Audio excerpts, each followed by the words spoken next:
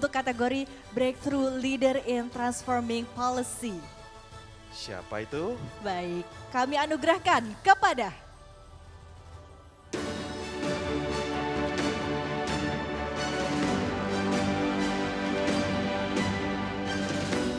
Memulai karirnya sebagai perwira TNI Angkatan Darat, Agus Harimurti Yudhoyono memutuskan untuk terjun ke kancah politik dan dipercaya sebagai Menteri Agraria dan Tata Ruang, Kepala BPN pada 2024. Selama masa baktinya, beliau berhasil membangun rumah susun Cinta Damai di Johar Baru, Jakarta Pusat yang membawa harapan baru bagi masyarakat kawasan kumuh. Kini, beliau dipercaya sebagai Menteri Koordinator Bidang Infrastruktur dan Pembangunan Kewilayahan di Kabinet Merah Putih dengan komitmen kuat untuk mempercepat pembangunan infrastruktur yang terintegrasi di berbagai wilayah Indonesia.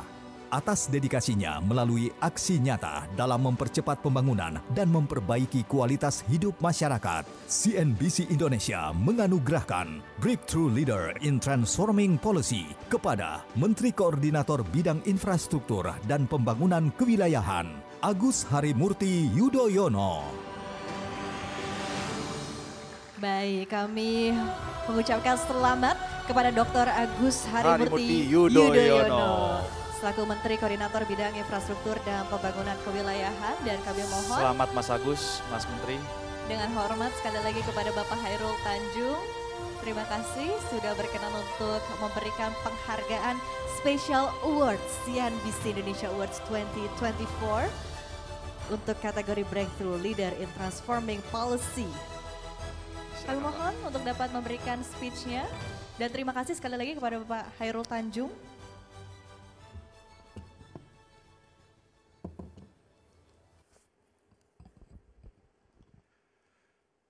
Assalamualaikum warahmatullahi wabarakatuh. Salam sejahtera untuk kita semua. Yang kami cintai dan muliakan Presiden Republik Indonesia ke-6, Bapak Susilo Bambang Yudhoyono. Yang kami hormati dan banggakan Bapak Hairul Tanjung, seorang tokoh yang tidak pernah absen untuk menghadirkan energi positif dan inspirasi untuk kita semua. Sekali lagi terima kasih dan berikan tepuk tangan untuk Bapak Hairul Tanjung. Yang saya cintai dan banggakan, para sahabat Kabinet Merah Putih, ada Bapak Agus Gumiwang Kartasasmita, Menteri Industri, Bapak Rosan Roslani, Menteri Investasi dan Hilirisasi, Bapak Burhanuddin, Jaksa Agung, dan para pemimpin dunia usaha, para pemimpin BUMN, top business leaders, private sectors yang juga malam hari ini mendapatkan penghargaan, dan tentunya kepada segenap pimpinan dan jajaran CNBC Indonesia. Saya tentu bersyukur dan mengucapkan terima kasih atas penghargaan yang begitu penuh dengan kehormatan bagi saya, dan tentunya ini saya dedikasikan kepada semua jajaran yang telah bekerja bersama-sama untuk mewujudkan progres dalam menyusun kebijakan-kebijakan publik. Bapak Ibu sekalian yang saya muliakan, selama kurang lebih 8 bulan saya mendapatkan amanah dan kepercayaan dari Bapak Presiden Joko Widodo sebagai Menteri Agraria dan Tata Ruang, Kepala Badan Pertanahan Nasional. Tentu dalam waktu yang relatif singkat, saya berupaya bersama dengan seluruh jajaran kementerian untuk bisa menghadirkan berbagai kebijakan yang memberikan akses dan kemudahan yang lebih baik kepada seluruh warga negara dalam hal pertanahan dan juga tata ruang. Dan kini, alhamdulillah saya mendapatkan amanah baru dari Bapak Presiden Prabowo Subianto sebagai Menteri Koordinator di bidang infrastruktur dan pembangunan kewilayahan, di mana Kementerian ATR BPN juga berada dalam wilayah koordinasi Kemenko Infrastruktur. Ada 4 yang lain, yaitu Kementerian Pekerjaan Umum, Kementerian Perumahan dan Kawasan Permukiman, Kementerian Transmigrasi, dan yang terakhir Kementerian Perhubungan.